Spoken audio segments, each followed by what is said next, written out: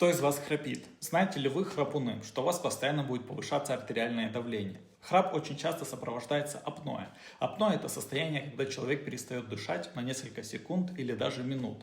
У меня был пациент, который во сне не дышал 8 минут. Представляете? Конечно, на этом фоне возникает гипоксия, то есть нехватка кислорода. Из-за гипоксии сердце вынуждено увеличивать частоту сокращений и как результат повышается артериальное давление. Поэтому, храпуны, обязательно идем к врачу и устраняем эту проблему.